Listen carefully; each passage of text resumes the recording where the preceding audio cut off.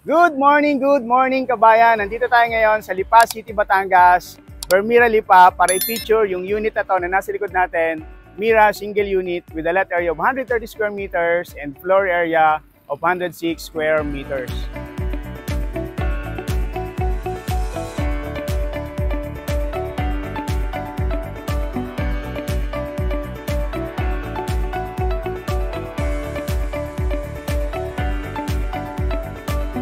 So this unit, kabayan, meron tong provision for 2 parking. Ito yung ating provision 2 parking.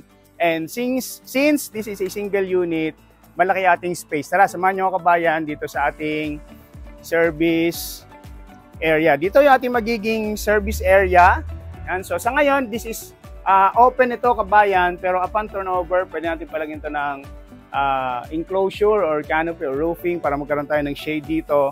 At yung itong pinto is yung pintong ito going to our kitchen. Tara, pasukin naman natin yung ating loob ng bahay.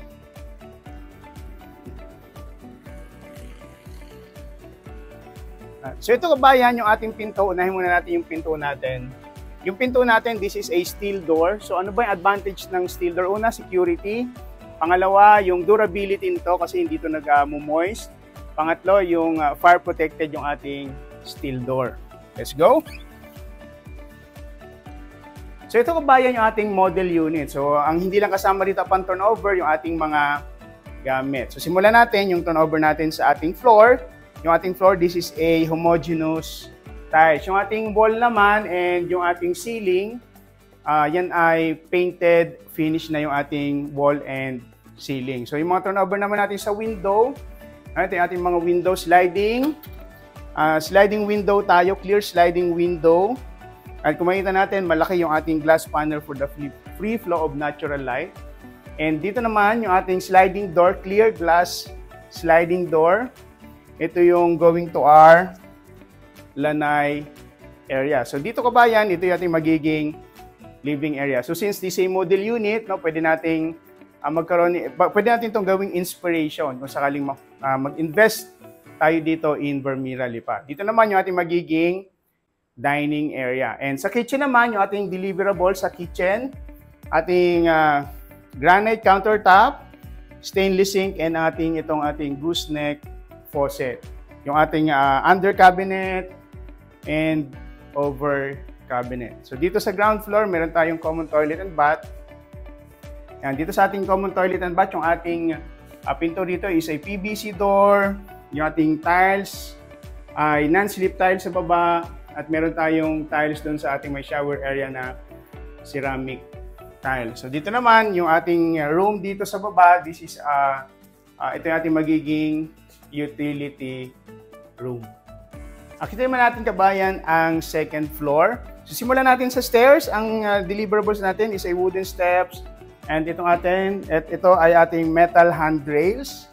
Let's go. Sa second floor, we have 3 bedrooms and 1 common toilet and bath. So, simulan natin sa ating flooring. So, flooring natin, this is a vinyl tiles. Yung ating wall naman is painted na yung ating mga walls and even yung ating ceiling. Let's go to our bedroom number 1. This is our bedroom number 1.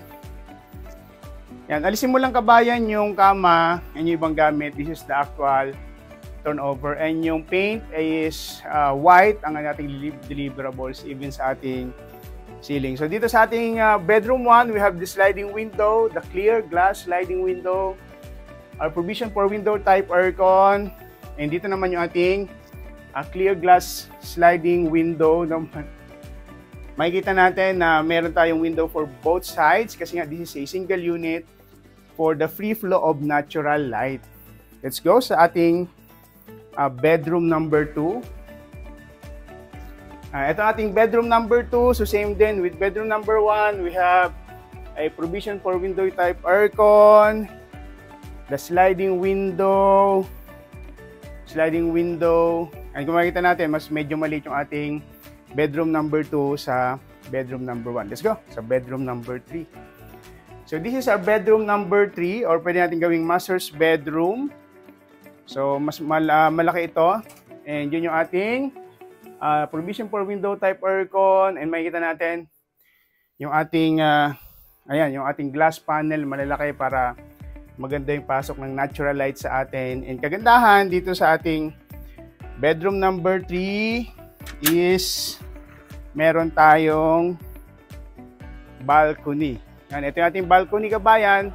At kung makikita nyo, ito yung Lipa Alaminos Road. So, yan, kung makikita natin, halos yung property natin is located along the highway. Tara, pasukin naman natin yung ating common toilet and bath dito sa second floor.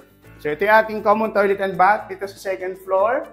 Yan, meron tayong, ito yung ating tiles is non-slip tiles, ceramic tiles, at yung sa ating bathroom, sa shower area, yun ay ceramic tiles. Interesting kabayan sa property na to, this is a single unit with the lot area of 130 square meters and floor area of 106 square meters. Kabayan, this is located along Lipa Alaminos Road, and if you're interested, feel free to inquire, mag-message lang kayo sa amin para mapakita namin sa inyo kung gaano kaganda yung unit na to dito sa Bermira, Lipa. By the way, kabayan, this is Ed Federico, your real estate broker. Thank you!